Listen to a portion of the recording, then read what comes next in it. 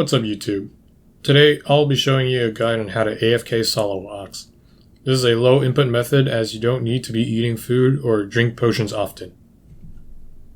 Yes, this means that you only have to click once every 5 minutes. No need for vampirism, penance, scrimshaws, or a scythe to stay alive. So why do you want to do this? You can get about 5 mil an hour here by clicking once every 5 minutes. So it's an easy moneymaker while you play on another account or do something around your house. The requirements for this guide are 105 Slayer and access to the Sophanem Slayer dungeon. This is similar to the Corrupted Scorpion guide. You will need high combat stats and access to curses and overloads. You have 100% accuracy with the Seradomin and Godsword using turmoil and overloads. You also don't need auras or to be on task. Unlike Corrupted Scorpions, Salawa Akhs can hit hard when at full corruption and having them all aggro, so having better armor will help. The gear setup I use is a Seradomin Godsword, Blood Amulet of Fury, Luck of the Dwarves, Cinderbane Gloves, and a max cape with a defense cape perk. I use an augmented Masterwork plate legs with Enhanced Devoted 4 and Scavenging 4. I also use Acto Armor for the head, body, and boot slot for extra devotions. The God Book and Quiver are for prayer bonus. For my inventory, it will be the same as Corrupted Scorpions. I bring aggro overloads and Feathers of Ma'at.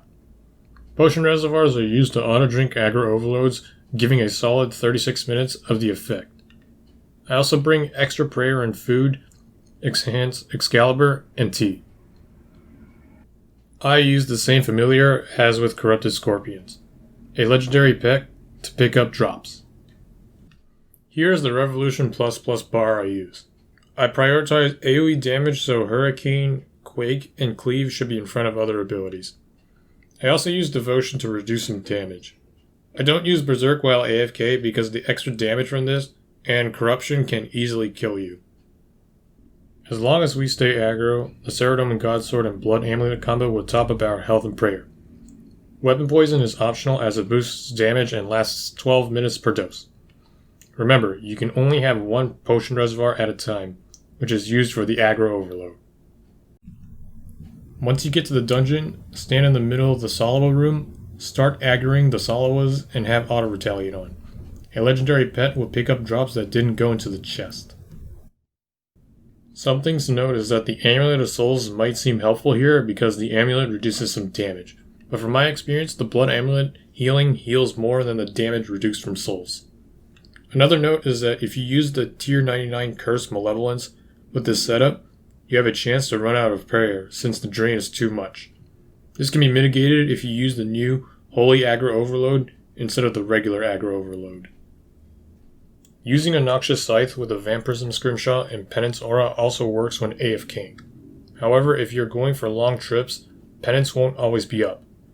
The cost of Vamp Scrims also cuts into profits, and extending Penance costs 100 Viswax for an extra hour, too expensive for killing Salawas.